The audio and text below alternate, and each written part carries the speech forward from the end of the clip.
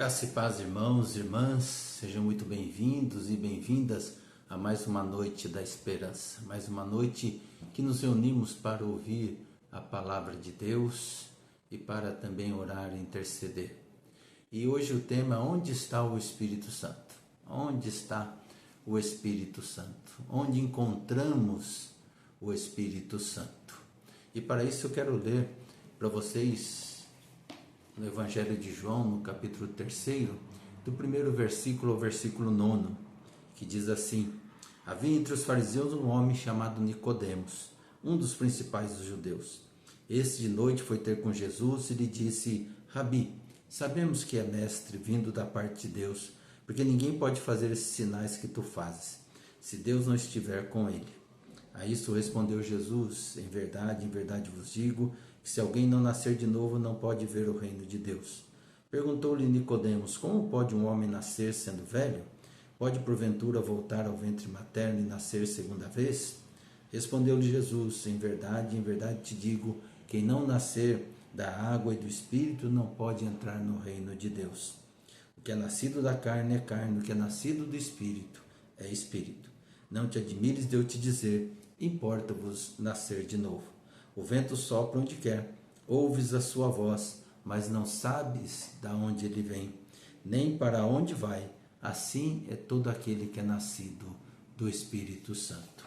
Palavra do nosso Deus.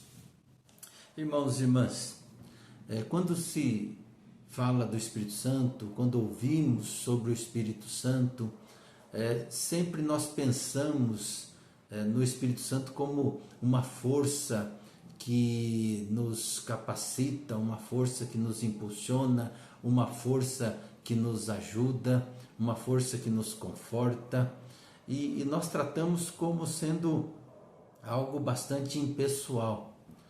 Mas o Espírito Santo é uma pessoa da Trindade. O Espírito Santo é o nosso Deus.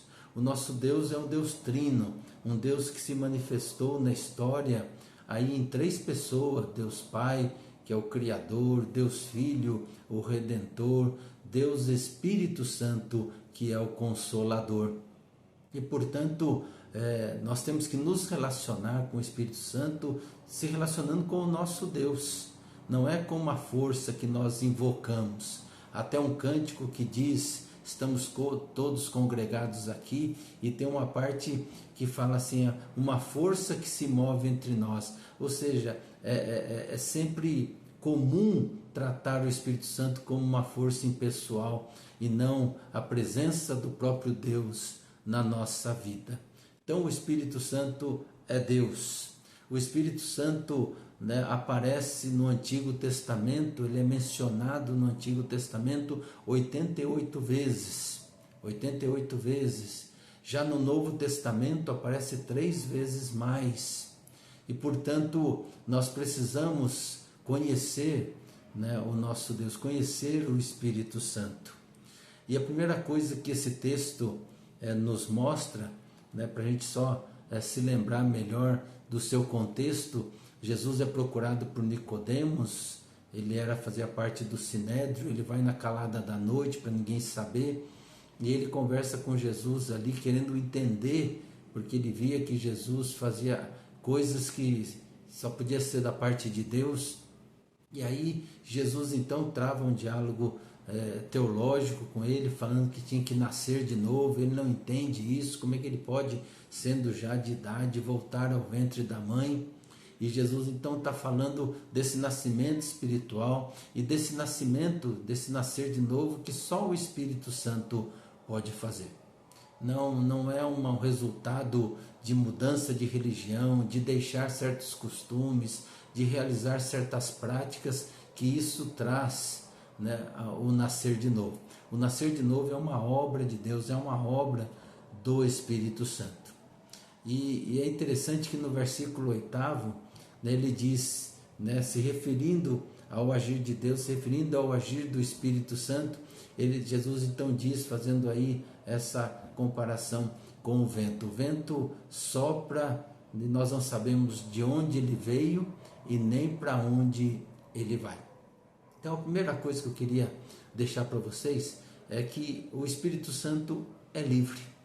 O Espírito Santo não está à nossa disposição no sentido de que a gente pode usá-lo e pode invocá-lo, né, e dizer para ele agir na hora que a gente quiser. Quando a gente se reúne na igreja, quando a gente está cantando, quando vamos fazer alguma coisa. O Espírito Santo é Deus, e sendo Deus, ele é livre. Se ele não estivesse livre, ele não seria Deus, ele seria um ídolo.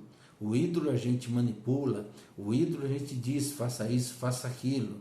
O ídolo a gente leva para onde quiser. Agora, Deus não está preso. O Espírito Santo age onde quer, com quem quiser, na hora que quiser, da forma que quiser. Por isso que Jesus fala para Nicodemos, olha, você é mestre da lei, não está entendendo isso. Ou seja, não se prende o agir de Deus. O Espírito Santo age. O Espírito Santo estava agindo ali em Cristo Jesus e agindo nas pessoas através de Cristo Jesus. E Nicodemos, então, não consegue compreender esse agir do Espírito Santo.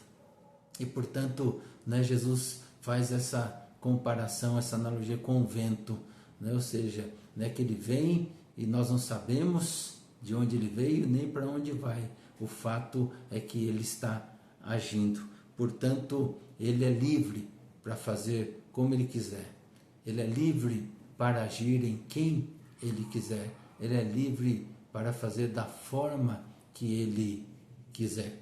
Nós não podemos reter o Espírito Santo, não podemos controlar a ação do Espírito Santo, porque o nosso Deus, ele é livre, ele é livre.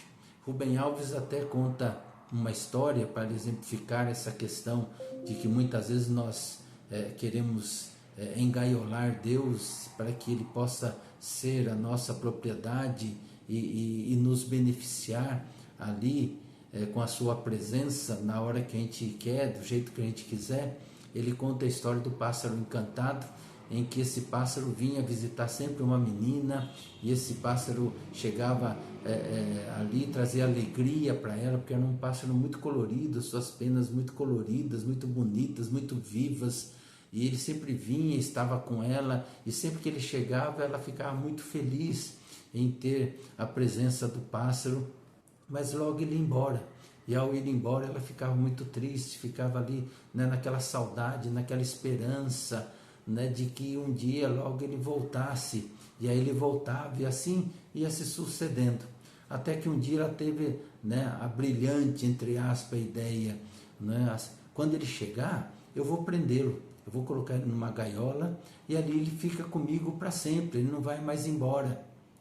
E aí ela preparou então uma armadilha ali, e o pássaro veio e fechou. E ele ficou preso. E ele perguntou, o que você fez? Ela falou assim, é que eu quero você sempre comigo, eu quero você que fique comigo, aí trazendo alegria, porque você me faz muito feliz, eu não quero que você vá embora. E ela então prende ali o pássaro. E ela começou a notar que o pássaro parou de cantar, ficou entristecido, as suas penas começaram a ficar sem vida, sem cor, foram caindo. E ela percebeu que o pássaro estava morrendo. E ela toma então a decisão de soltar o pássaro. E a hora que ela solta o pássaro sai então voando, e o pássaro começa a trazer de volta as suas cores, as suas penas, o seu vigor, e assim ele vai, e aí ele voltava sempre e estava trazendo alegria para ela, mas ele era livre, ele não estava preso. O que isso quer dizer? Que o nosso Deus, ele é livre. Nós não podemos retê-lo, engessá-lo, colocar numa camisa de força, numa gaiola. O nosso Deus é livre, ele não é uma força que nós retemos para usar ao nosso benefício a qualquer momento. Não, ele é livre para agir, e ele está aí agindo na nossa vida, salvando vidas, consolando vidas, libertando vidas. Segundo, que o Espírito Santo, ele realiza em nós uma obra maravilhosa. E são aí 4 obras que eu quero mencionar que a palavra de Deus nos ensina, que o Novo Testamento nos ensina. Primeiro, que ele nos une a Jesus Cristo. Nos une a Jesus. não é? Então Jesus subiu aos céus e falou: eu vou encaminhar o Espírito Santo, que é Ele mesmo, é o próprio Deus presente na nossa vida. E Ele então nos une, porque Jesus disse que Ele nos faria lembrar de tudo aquilo que Jesus havia ensinado. Segundo, que Ele opera em nós a obra da regeneração, ou seja, um novo nascimento. Um novo nascimento. Esse novo nascimento é uma transformação na nossa vida. Esse nascer de novo significa uma nova criatura, como diz o apóstolo Paulo em 2 Coríntios. E ser essa nova criatura é uma obra que Deus faz em nós, que o Espírito Santo faz em nós, que nos dá um novo rumo, um novo sentido, um novo colorido, que nos dá realmente um propósito para a nossa vida. Terceiro, que o Espírito Santo, mediante o arrependimento, o nosso arrependimento, né, dos nossos pecados, produz em nós a obra da conversão. Ou seja, a conversão é essa mudança na nossa vida. Você está numa direção e faz essa conversão. Ou seja, o Espírito Santo, ele muda em nós, né, o nosso viver. Ele muda a nossa direção. E isso não é uma mudança humana, um querer humano, mas é graça de Deus, é obra de Deus, é obra do Espírito Santo na nossa vida, né? Claro que nós temos o nosso arrependimento dos nossos pecados, mas isso já decorre dessa ação de Deus, dessa graça derramada, dessa ação do Espírito Santo, né, sobre nós. Porque lá em Romanos 5,8 diz que Jesus morreu por nós, sendo nós ainda pecadores. Quer dizer, então primeiro vem a graça, depois o arrependimento. Então o Espírito Santo age em nós primeiro e aí produz essa obra então da conversão, né, mediante a nosso arrependimento e a nossa confissão dos pecados. E por último, então, ele produz em nós a obra maravilhosa da santificação. Lá em Hebreus 12,14 que diz que sem santificação ninguém verá Deus, né? Nós somos santos porque Jesus morreu por nós e ali na cruz do Calvário nos tornou santo. É um estado separado para Deus, mas também é uma obra, é um processo que Deus vai fazendo na nossa vida. Isso dia a dia, como diz o apóstolo Paulo em 2 Coríntios 3.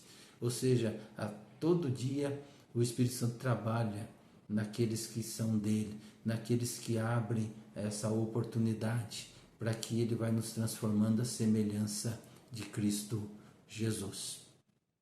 E por último eu quero dizer para vocês que o Espírito Santo está em nós. Então, respondendo à pergunta, onde está o Espírito Santo? Onde encontramos o Espírito Santo? Ele não está no ar, ele não está aí voando. O Espírito Santo habita em nós, em cada um de nós, naqueles que o receberam a Jesus como Salvador da sua vida. O Espírito Santo habita em nós. Portanto, né, nós temos um Deus, o Deus Todo-Poderoso dentro de nós, que habita em nós. O apóstolo Paulo diz que nós somos o templo do Espírito Santo. Lembra que lá no Antigo Testamento o templo foi construído, Deus não queria, mas permitiu, foi construído o templo de Jerusalém, Deus então habitava ali no templo, e agora Deus habita em nós e nós somos transformados no templo do Espírito Santo. E por isso temos que cuidar bem desse templo. Ou seja, onde está o Espírito Santo? Ele está aí em você, ele está em mim. Que Deus assim nos abençoe, que a graça do Senhor esteja sobre nós e que possamos viver vidas consagradas, vidas que estão nesse processo de santificação, vidas salvas em Cristo Jesus, mas num processo de transformação a cada dia, por uma obra do Espírito Santo, nos transformando à semelhança de Cristo Jesus. Por isso, todo dia acorde e todo dia você ora e agradece a Deus e diga: Espírito Santo, realize em mim hoje o teu querer, a tua vontade, e que ao chegar ao final do dia eu possa estar um pouco mais semelhante a Cristo Jesus. Que Deus o abençoe. Vamos orar. Pai querido, em nome de Jesus, obrigado, Pai, pela tua palavra, obrigado porque Jesus morreu por nós, nos trouxe a salvação, e obrigado, ó Pai, porque o Senhor habita na nossa vida. Obrigado porque o Espírito Santo, o Senhor, habita em nós, e assim nós podemos nos mover, ó Pai, podemos fazer, podemos pensar, realizar, tendo sempre a certeza da Tua presença junto de nós. Realiza em nós esta obra cada dia e transforma a nossa vida cada dia mais à semelhança de Cristo Jesus. E se alguém que está me ouvindo e assistindo nesta noite, que ainda não experimentou esta obra do novo nascimento, que possa se render aos teus pés e assim o Senhor possa fazer morada, o Espírito Santo possa realizar esta obra maravilhosa em sua vida. Oramos em nome de Jesus. Amém, Senhor. Deus abençoe, fiquem com Deus e até domingo, se Deus assim permitir. Abraço.